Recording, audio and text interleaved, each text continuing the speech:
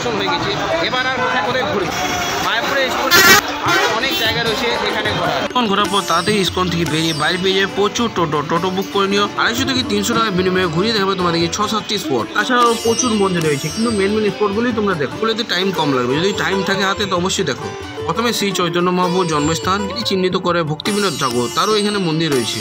চৈতন্য মহাপ্রভুর মাসির বাড়ি, রাধাকৃষ্ণ মন্দির, আচার্য সিদ্ধান্ত সরস্বতী গোস্বামী আর শিলা পৌরকিশোর দাস বাবাজির সমাধি মন্দির। আর রয়েছে শিলা প্রভুপাদের ভজন কুটির, শ্রী চৈতন্য মিউজিয়াম, এরপর ভক্ত চাঁদ কাজীর সমাধি, জগন্নাথ দেবের মন্দির, আর রয়েছে বল্লাল সেনের ঢিপি।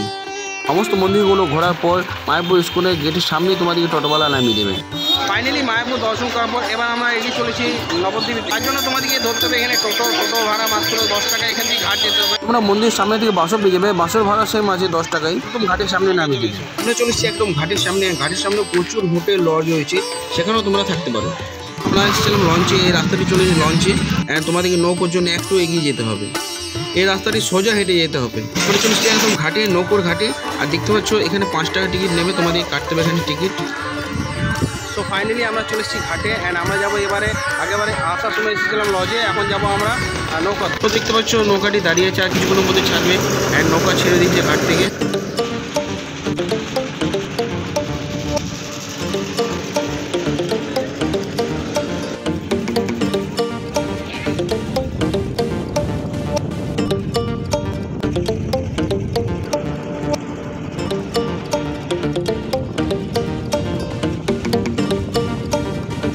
ফাইনালি ঘাটে নেমে গেছি। ঘাট থেকে বেরিয়ে আমরা অটো ধরবো, অটো ধরে আমরা যাব নবদ্বীপ।